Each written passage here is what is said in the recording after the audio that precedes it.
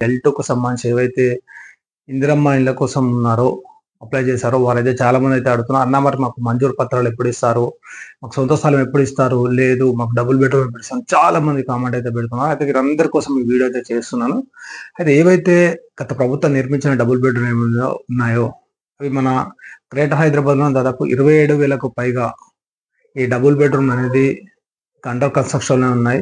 దీనికి సంబంధించి మనం 2 డేస్ బ్యాక్ ఒక 2 వీడియోలు అయితే 2, 3 వీడియోలు అయితే చేశాం. ఎందుకంటే కాంట్రాక్టులు దాదాపు 2,000 కోట్లు దీనికి అవసరం కాబట్టి కాంట్రాక్టర్లు ఇది గురించి పక్కకు తప్పుకుంటామని చెప్పి ఒక స్టేట్మెంట్ ఇచ్చారని చెప్పేసి ఒక 2, 3 వీడియోలు అయితే చేశాం. అది కాకుండా ఏవైతే తెలంగాణ వ్యాప్తంగా అంటే ఉన్నాయో, అంటే గత ప్రభుత్వం నిర్మించిన డబుల్ బెడ్‌రూమ్ అంటే ఇప్పుడు డిస్ట్రిక్ట్ వైస్‌గా చూసుకున్నట్టయితే నిజామాబాద్ డిస్ట్రిక్ట్ కావచ్చు, వరంగల్ కావచ్చు, ఖమ్మం కావచ్చు, అంటే తెలంగాణ వ్యాప్తంగా ఏవైతే జీహెచ్ఎంసీ పరిధి కాకుండా మిగతా ఏవైతే ఉన్నాయో అవన్నిటి కలిపి అంటే అక్కడ ఎక్కడైతే ఈ నిర్మించిన డబుల్ బెడ్‌రూమ్ ఉన్నాయో అంటే పంపిణీ చేయకుండా ఏవైతే ఉన్నాయో అవైతే పంపిణీ చేయాలని చెప్పేసి కలెక్టర్‌కి అయితే ఆదేశాలు అయితే జారీ అయినాయి.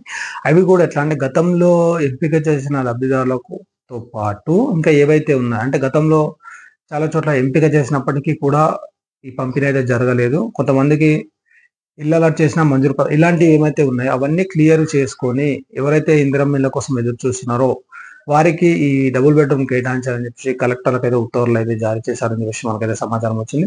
ఈ ప్రక్రియ కూడా ఈ మంత్‌లోనే పూర్తి చేస్తారని చెప్పేసి మనకైతే సమాచారం. ఇక గ్రేటర్ హైదరాబాద్‌లో చూస్తుంటే L2కి సంబంధించి ఎవరైతే ఉన్నారో మీకైతే కొంచెం మరికొంత సమయం పట్టొచ్చు. ఎందుకంటే ఈ అండర్ కన్‌స్ట్రక్షన్‌లో ఏవైతే డబుల్ బెడ్‌రూమ్ అవి పూర్తి స్థాయిలోకి అందుబాటులోకి వచ్చిన తర్వాతనే ఈ డబుల్ బెడ్‌రూమ్ ఓపెనింగ్ చేస్తారు. లేదంటే ఏవైతే కొద్దిగా చిన్న చిన్న రిపేర్‌లు అలాంటివి ఉంటే మాత్రం లబ్ధిదారులే కట్టుకునేలా చర్యలు తీసుకోమని చెప్పేసి అధికారులు కూడా చెప్తున్నారు. చూద్దాం మరి ఇది ఎంతవరకు పాసిబుల్ అవుతుంది జీహెచ్ఎంసీ పరిధిలో. ఇక అలాగే కాకుండా జీహెచ్ఎంసీ పరిధిలో కొన్ని పంపిణీ చేయంగా కూడా అంటే గత ప్రభుత్వం పంపించగా కొన్ని ప్లేసెస్‌లో కొన్ని ప్లాట్లు అయితే ఖాళీ ఉన్నాయి. అవి కూడా ఈ L2 లబ్ధిదారులకు కేటాయించాలని చెప్పేసి రాష్ట్ర ప్రభుత్వం అయితే కలెక్టర్‌కి అయితే ఆదేశాలు అయితే జారీ చేశాయి. దీనికి సంబంధించి ఏ చిన్న అప్డేట్ ఉన్నా మీకైతే మరొక వీడియో ద్వారా మీ ముందుకైతే వస్తాను. మన ఛానల్ అయితే సబ్స్క్రైబ్ చేయండి, లైక్ చేయండి, మీతో వాళ్ళకి కూడా షేర్ చేయండి.